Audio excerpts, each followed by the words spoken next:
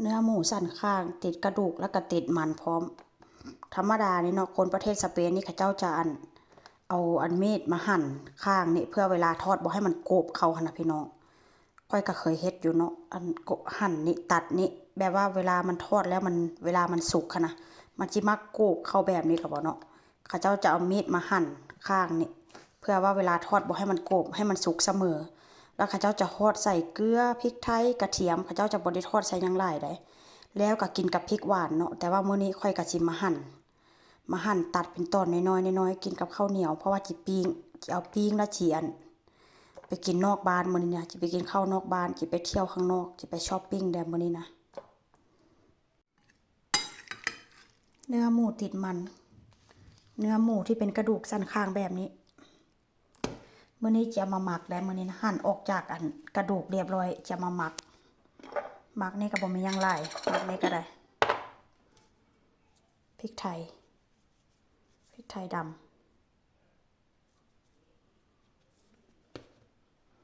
อันนี้ก็เป็นข้าวนอเด้อพี่น้องข้าวนอถุงสีฟ้าๆหั่นน่ะก็บ่ได้ใส่หลายผงนัวผงแซ่บ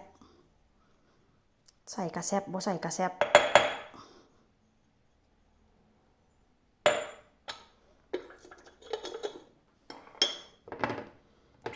ใส่หน่อยนึงซะก็ว่าจิบ่ใส่ได้เอาใส่อันนี้บ่ใส่ดอกอันนี้นะเป็นซีอิ๊วหวานแต่ว่าใส่นี่สีสันนี่แซ่บแล้วได้สีสันนี่ดำอ่อยห่อยแซ่บรสแต่ว่าจิบ่ใส่มื้อนี้จิใส่นมเอาแล้วก็ใส่นมวัวเด้อ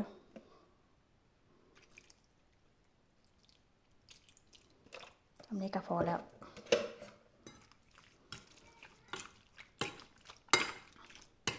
ก็จะบ่ได้คนมือได้แต่ว่ากะจิเม่นคือเก่าหั่นล่ะวะเพราะว่าจิได้อันเสียบไม้อยู่สาวมือนี่ล่ะมือนี่ก็ล้างเรียบร้อยแล้วเด้อใส่ซันนี่ก็แซ่บแล้วล่ะบ่จำเป็นต้องใส่รสจัดหลายปิ้งเค็มๆนี่ก็บ่แซ่บเด้บ่มักปิ้งกินเค็มๆปานใดพี่น้องมักปิ้งกินแบบซุ่มๆซ้ำๆถ้ากินเค็มๆนี่กินปิ้งเค็มๆนี่โอ้หมดรสชาติเลยพอแล้วล่ะหน้าตาก็จะเป็นประมาณนี้เครื่องปรุงอันนี้ก็บ่ใส่แต่ว่าใส่อันนี้แซ่บแล้วได้นี่ได้แต่ว่ามันก็แซ่บแล้วล่ะถ้าใส่อันนี้ก็จิออกหวานๆนะแต่ว่าก็บ่ใส่เนาะจิเสียบไม้ได้บัดนี้จิเสียบไม้แล้วก็จิปิ้งนึ่งข้าวเหนียวสุกแล้วก็จิปิ้งได้บัดนี้นะหมูเสียบเรียบร้อยแล้วพี่น้องเอ้ยหมูนี่นะเนื้อหมูนี่เสียบเรียบร้อยแล้วจิปิ้งแต่ว่าจิบ่ได้ปิ้งใส่หม้อปิ้งเด้อจิปิ้งใส่หม้อกระทะเอาจิไปประมาณว่าจืดนะจืดหรือว่าทอดเอาหั่นน่ะประมาณนั้นเนาะเรียบร้อยแล้วมาเด้อ5 บาท 10 บาท5 บาท 10 บาท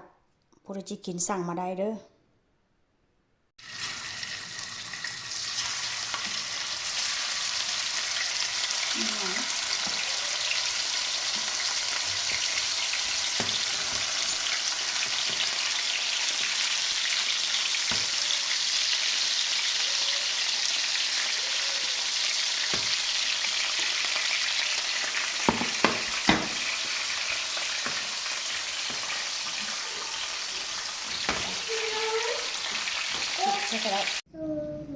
แล้วเด้อพี่น้อง